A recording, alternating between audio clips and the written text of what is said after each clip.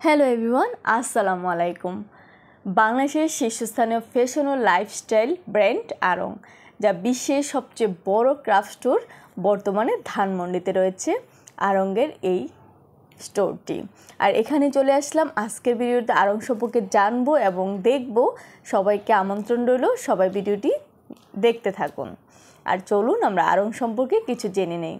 1978 সালে প্রতিষ্ঠিত হওয়ার পর থেকে আড়ং স্থানীয় কারিগরদের ক্ষমতায়নে, ঐতিহ্য সংরক্ষণ এবং নতুন ট্রেন্ড তৈরির মাধ্যমে বাংলাদেশের লাইফস্টাইল খাতে প্রতিষ্ঠিত হয়েছে।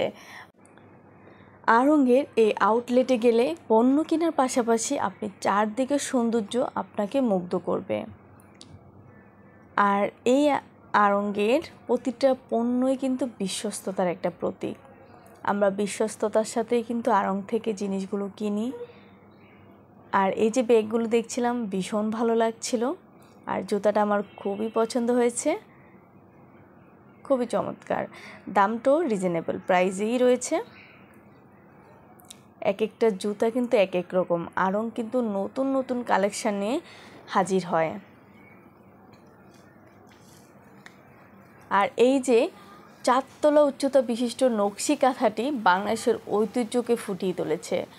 44 বর্গ ফুট উচ্চতায় নকশি কাঁথাটি 250 জন শ্রমিক 6 মাস ধরে কাঁথাটি বানিয়েছেন। কি চমৎকার! চুপচাপ দাঁড়িয়ে শুধু দেখতেই মন চায়। তাদের নামগুলো কিন্তু এখানে লিপিবদ্ধ করা আছে। তাদের সুতার মাধ্যমেই কিন্তু নামগুলো ফুটিয়ে তুলেছে।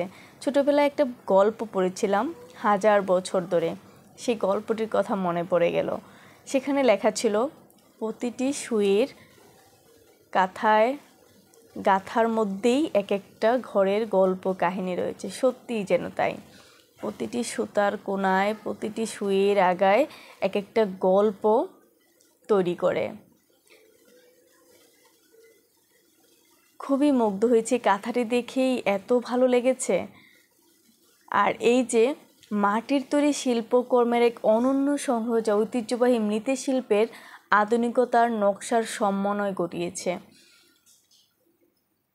এত চমৎকারভাবে মাটির তৈরি জিনিসগুলো দিয়ে সাজানো যায়, সত্যি সেটা ভীষণ মুগ্ধ করে। বিশেষ করে শিশুদের জন্য কিন্তু এখানে রয়েছে একটি জাদুকরী বন থিমের প্লেগ্রাউন্ড। এই স্টোরের 7ম তলায় রয়েছে অরেঞ্জ প্যারেড রেস্টুরেন্ট, যেখানে পরিবেশন করা হবে সুস্বাদু বাংলাদেশি ফিউশন খাবার। আপনারা ধানমন্ডির মনোরম পরিবেশ উপভোগ করতে করতে কিন্তু এখানকার খাবার উপভোগ করতে পারবেন। আড়ংয়ের এই আউটলেটে গেলে সত্যি ভীষণ ভালো লাগে। প্রতিটি ড্রেসেও যেন এক একটা শিল্পকর্মের ছোঁয়া রয়েছে, হাতের তৈরির ছোঁয়া রয়েছে। ভীষণ চমৎকার, ভীষণ চমৎকার। ঘুরে ঘুরে আসলাম, ভীষণ ভালো লাগলো। আপনারাও ঘুরে আসুন, দেখে আসুন। চারদিকের মনোরম দৃশ্য দেখতে দেখতেই যেন কখন যে সময় পার হয়ে যাবে বলাই যায় না।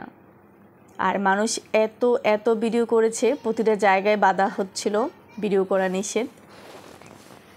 যাই হোক, পুরোটা ঘোরা হলো। এখন আমাদের বাইক রাখা হয়েছে একদম নিচে, যা বেসমেন্টের 5 তলায়। যাচ্ছি তো যাচ্ছি। যেহেতু আমরা প্রথমবার গিয়েছিলাম, তাই বারবার জায়গায় জায়গায় থামছিলাম। আর আমাদেরকে বলছিল, না এখানে না, আরও নিচে, আরও নিচে। এভাবেই করে যাচ্ছি।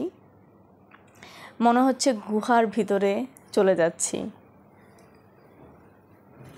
আর কেমন লাগে, এত নিচে নামছি, যদি আটকে যাই, কিছু হয়, কেমন যেন একটা ভিতরে লাগছিল। আর আমাদের সামনের ভাইটা তো জায়গায় জায়গায় গিয়ে একদম থামাতে যায়, আবার বলে না আরও নিচে চলে যান। এভাবে করে 5 তলা নিচে নামতেই থাকলাম।